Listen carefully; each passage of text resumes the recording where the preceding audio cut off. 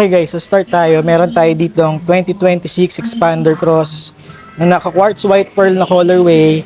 And then meron din tayo dito ang 2026 Expander GLS na green bronze metallic colorway. So sa gitna nila, ito yung Expander GLX naman na jet black mica manual transmission. So focus tayo dito guys sa ating Expander Cross and GLS. So sa Cross muna guys, kung makikita nyo, sporty and very much detailed na yung bumper and front grille ng ating Expander Cross. And then lahat ng mga ilaw niya guys, yung daytime running light, yung headlight unit itself, even yung kanyang fog light, lahat yan guys LED na. Tapos meron din tayo ditong 360 or yung ating multi-around monitor. Tapos guys, ang engine, 1.5 liter na gasoline engine pa rin na may VEC technology na rin. Double overhead camshaft din yan with 4 cylinders. Tapos, ito namang ating Expander GLS. So guys, so kung mapapansin nyo, dito, very minimalistic naman siya. So ganun din, yung daytime running light, LED, headlight unit, LED rin, and yung kanyang fog light. Pero, meron din siyang 360 camera o yung kanyang multi-around monitor, ayan. Tapos yung grill niya, ayan, diretso lang siyang ganyan. Unlike yung grill ng Expander Cross kasi, naka-honeycomb design tayo dito. Ayan. So, sa outer look ng ating 2026 Expander Cross, kung makikita ninyo guys, two-tone na yan siya. So, yung roof niya, kulay black na, tapos may roof rail na rin. Even yung kanyang mags, 17 inches yan guys na two-tone alloy. Meron ng built-in na fenders, all sides. And then yung kanyang side mirror, naka-black finish na siya na may integrated turn signal and 360 camera pa rin guys, syempre. Meron pa rin. Tapos keyless entry. Okay? So yun yung kanyang exterior features. So may roof rail na kasama and black roof na rin yan guys. So black na yung roof niya. Tapos sa ating Expander GLS naman, sa side profile and even yung kanyang exterior features, ayan. So yung ating mags, two-tone pa rin yan guys. Still 17 inches pa rin. Okay? Tapos monotone siya guys, hindi siya naka-black roof. So kung ano yung body color niya, yun lang din yung kanyang kulay. Tapos auto-retractable side mirror, may integrated turn signal lamp din. And syempre, meron pa rin 360 multi-around monitor yan. Nakakilis din tayo dito guys. Okay? Fuel tank capacity, parehas naman sila ng fuel tank capacity, 45 liters na gas. Sa rear, ayan, may built-in spoiler na may kasama ng rear third brake light. Naka-fin type antenna. Tapos yung ating tail light, all LED na yan guys. Okay? Meron din tayong reverse camera. Ayan, yung kanyang reverse camera. So itong mga to guys, for release na to ngayong araw. Tingnan naman natin yung rear side nung Expander Cross. So medyo nakasagad siya, hindi natin siya makikita. Ito tignan natin yung nasa likod niya. Ito guys, cross din to. So yung rear part lang yung titignan natin dito. Ayan. So sa rear part, mas maporma ng konti guys kasi yung spoiler, black na siya, third brake light, fin type antenna rin tayo doon. And then yung tail light niya, LED. Pero syempre of course, may reverse camera na din, tsaka yung kanyang Expander Cross emblem. Okay? Meron din tayong stylish na rear diffuser. So balikan naman natin yung Expander GLS. Yung emblem naman nito guys, ayan, Expander lang. Tapos may diffuser din tayo. Gray finish diffuser. Tingnan naman natin yung interior. Start tayo dito sa loob ng ating Expander GLS. Ayan. So kung mapapansin nyo, sa door side panel, Yan, soft paddings with leather stitching na rin to. Parang white yan. Tapos may mga controls ka dito. Controls para sa inyong mga power windows. Yan, hindi lang makita. Pero yan. Yan. Nandyan yung mga pindutan niya. So, pasok naman tayo sa mismong unit. Naka 3-spoke leather wrap. Tignan natin kung naka-tilt and telescopic ba siya. Baba natin tong lever. So, meron tayong tilt adjustment and telescopic. So, tilt and telescopic kasi naa-atras siya. So, lock lang natin. Aircon vents, meron tayo dyan. Okay. Tapos, yung kanyang upuan, yung material na ginamit dito guys ay high-grade fabric. High-grade fabric na rin to guys, yung kanyang seat material. So kung mapapansin nyo, ang leather dito, yung kanyang center console box. Ayan, leather yan guys. Na may maluwag na storage. So yun siya. Ang kanyang infotainment system guys, touchscreen with Android Auto and Apple CarPlay. Meron din tayo ditong glove box nandun, tsaka storage na mahaba. Yung ating mga sunshade visor. So, dalawa yan guys, magkabila ang side. Yung kanyang dome light. Ayan. Saan lang natin.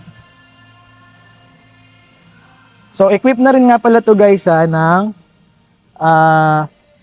auto parking brake and brake auto hold. So, kung mapapansin nyo, wala na yung conventional na handbrake natin dyan guys. Ayan. Nandyan lang siya. Tingnan naman natin yung second row guys. So, sa second row, yan. So, consistent yung ating high-grade fabric material seat dito sa ating second and third row. Malaking aircon vent nandyan. Tapos, I believe, mayroon pa tayong mga charging ports dito sa kanyang armrest. Tapos, mga cup holders, guys. Sa magkabila ang mga door side panel natin, yung mga cup holders tayo dito, and even mga small pockets tulad nito guys. Ayan, mga small pockets natin yan dyan. Silipin naman natin yung kanyang third row. So sa third row, ayan, kung mapapansin nyo, very spacious pa naman siya. Ayan. So kasya pa guys, at least 3 tao dito sa third row. May cup holders doon and even dito sa kabilang side. So, yun lang guys para sa Expander GLS. Ngayon, silipin naman natin yung interior features ng isa pa nating best-selling na Expander, which is yung Expander Cross. So, balikan natin to guys. Yan, ito. Ito guys, medyo interesting to guys ha. Dito tayo sa passenger side. So, keyless entry tayo guys. Sa natin. Yan. So, ito muna sa door side panel. Kung papansin nyo, may touch of leather na tayo dito. Burgundy with burgundy stitching. Tapos may hard plastic material tayo dito. Tapos guys, tignan nyo yung dashboard naman natin. Diba? Very much consistent. Soft padding. Leather na interior lining natin. Tapos hindi komplikadong dashboard, napakaluwag. Speakers natin meron dito. Tsaka dito sa ating gilid ng door, may speaker tayo dyan. Okay? So, ayan, meron tayo dito. So guys, yung kanyang seat material. Nakita ba? Ayan. So leather guys, combination ng burgundy and black with burgundy stitching. Yung ganda ng seat material natin dito.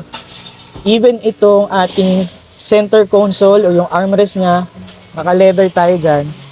Sa infotainment system guys, same lang si GLS at Cross. Naka 10-inch infotainment tayo, touchscreen with Apple CarPlay and Android Auto na rin. Yung aircon system, parehas pa rin sa GLS, naka dual zone tayo. 4-speed automatic transmission tayo with auto parking brake and brake auto hold. Sa steering wheel guys, ayan, naka 3-spoke leather wrap, naka tilt and telescopic din tayo dito guys. Kung mapapansin nyo, yung kanyang meter cluster, ganun din guys. Fully digital tayo. Di ko lang napakita sa GLS kanina, pero ganun din guys. Fully digital. Sa second row, silipin natin. Yan.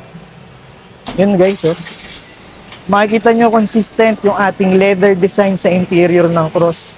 So when it comes to design, ako bias ko talaga ang expander cross kasi sa loob guys talagang consistent leather talaga. So same ng aircon vent, malaking aircon vent para sa buong cabin sa likod. Tapos may mga pockets din, magkabila ang door side panel. Yan, pwede kang maglagay ng mga gamit mo dyan. Tapos fold natin itong second row seats para ma-reveal natin yung third row space niya. So, yan yung third row space, guys. Yan. Even sa third row, naka-leather tayo, guys. And, syempre, may cup holder din tayo dyan. So, guys, mabilis na comparison video lang to, guys. Para may idea lang tayo pare-parehas kung ano ba talaga ang difference. Kasi maraming nagtatanong. At alam nyo ba, guys, bukod sa kanyang mga features or sa looks, ang mga pinagkaiba pa ng GLS at Cross ay yung kanyang SRP at promo. At simulan natin sa ating naman tayo sa expander cross natin.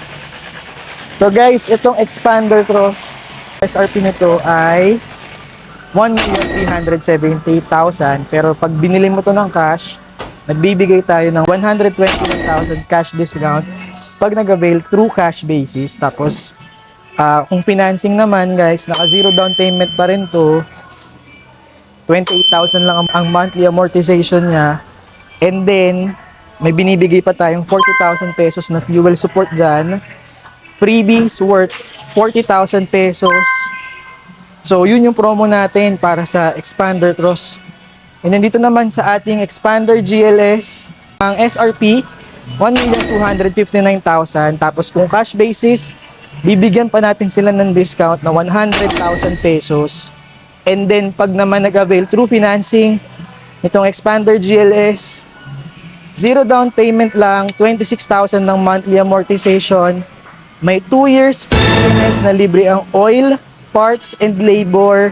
Tapos meron pang 40,000 pesos na worth of fuel at meron pang freebies na worth 40,000 pesos. So guys, napakaganda ng mga promo natin sa mga number 1 selling unit natin na Expander GLS. So, kung ikaw ay isang OFW, locally employed, or business owner, at interesado ka sa mga unit natin na yan, message mo lang ako sa contact details na nakikita mo sa taas ng screen. Usap tayo.